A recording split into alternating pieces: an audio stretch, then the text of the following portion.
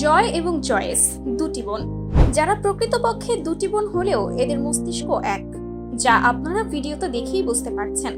তারা দুজন যমজ বোন, এমনভাবে জন্ম নিয়েছে যে তাদের জন্ম থেকেই দুজনের মস্তিষ্ক একজন আরেকজনের সাথে জুড়ে আছে। তারা জানান, জন্মের পর চেষ্টা করা হয়েছিল আমাদের আলাদা করার, কিন্তু পরে ডাক্তার জানান আমাদের আলাদা করলে আমরা দুজনেই প্রাণ হারাবো, যেটা ভেবে আমাদের পরিবার এই সিদ্ধান্ত থেকে পিছুপা হন। বর্তমানে তারা দুজনেই টিকটকে বেশ জনপ্রিয় হয়ে উঠেছে। একসময় এই জোড়ানো শরীর তাদের কাছে বিরক্ত লাগলেও বর্তমানে তারা এটিকে স্বাভাবিকভাবে গ্রহণ করে নিয়েছে, কারণ তারা জানে যে যতদিন বেঁচে থাকবে এভাবেই তাদের বেঁচে থাকতে হবে। সুবিধা অসুবিধা থাকলেও তারা এখন এই সমস্যাটিকে তাদের জন্য সুবিধা হিসেবেই ধরে নিয়েছে।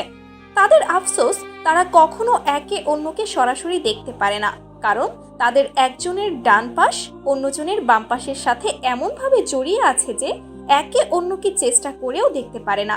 তাদের নিজেদের আলাদা অনুভূতি সম্পর্কে জিজ্ঞেস করা হলে তারা জানান, আমরা দুজন আলাদা হলেও আমাদের মস্তিষ্ক এক, তাই আমাদের অনুভূতিও তেমন ভিন্ন নয়। কারণ জয়ের যা পছন্দ কিংবা জয় যা পছন্দ করে করতে, জয়সও তাই করে। সুতরাং এই বিষয়টি তাদের জন্য মোটেও অদ্ভুত অনুভূতি নয়।